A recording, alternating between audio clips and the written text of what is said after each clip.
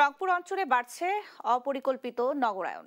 শহরের সীমানা পেরিয়ে নানা এলাকায় গড়ে উঠছে নতুন নতুন আবাসিক প্রকল্প, শিল্প প্রতিষ্ঠান ও অসংখ্য বাণিজ্যিক স্থাপনা।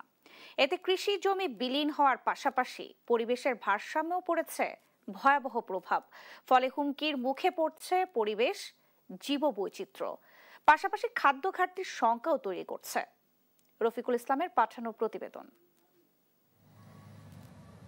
গেল কয়েক বছরে রংপুর নগরের আশপাশে উর্বর কৃষিজমির উপর গড়ে উঠেছে অনেক বাণিজ্যিক ভবন ও আবাসিক এলাকা। ড্রেনবিহীন, অপ্রশস্ত রাস্তা, নাগরিক সুবিধাহীন অপরিকল্পিত নগরায়নে নেই প্রয়োজনীয় সবুজায়ন। পরিসংখ্যান বলছে 2019-20 অর্থ বছরে বিভাগের 8 জেলায় আবাদযোগ্য কৃষি জমির পরিমাণ ছিল 67,68,000 হেক্টর। 2020-21 অর্থ বছরে 33,000 হেক্টর জমি কমেছে। 2021-22 অর্থ বছরে কমেছে 16,000 হেক্টর এবং 2022-23 অর্থ বছরে কমেছে আরও 14,000 হেক্টর। গত 3 বছরে চাষযোগ্য কৃষি জমি কমেছে 64,000 হেক্টর। এখনকার পরিবেশ খোলামেলা ছিল, হাওয়া বাতাস ছিল, বেড়ে করে সব দিক দিয়ে আমরা আলাদা একটা তৃপ্তি পাইতাম, শান্তি পাইতাম।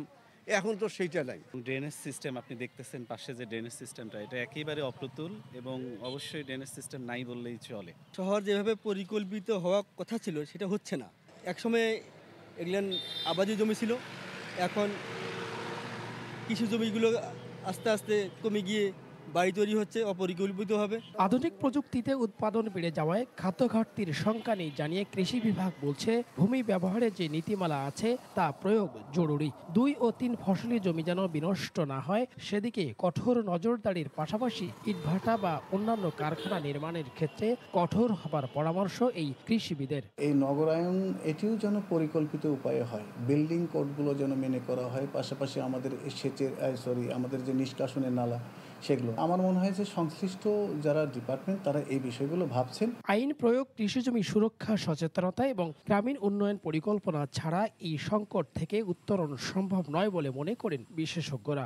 অপরিকল্পিত নগরায়ন বলি, অপরিকল্পিত আবাসন বলি, কিংবা যে কোনো অবকাঠামো বলি, সব কিছু যদি অপরিকল্পিত চলতে থাকে, নিকট ভবিষ্যতে বাংলাদেশের জন্য অর্থনৈতিক, খাদ্য এবং পরিবেশ প্রতিবেশজনিত একটা হুমকি দেখা দেবে। এই অবস্থায় পরিকল্পিত নগর গড়তে পরিকল্পনা না থাকা এবং স্থানীয় প্রশাসনের নজরদারির অভাবে এই পরিস্থিতি তৈরি হচ্ছে বলে মত বিশেষজ্ঞদের। রফিকুল ইসলাম, দেশ টিভি, রংপুর।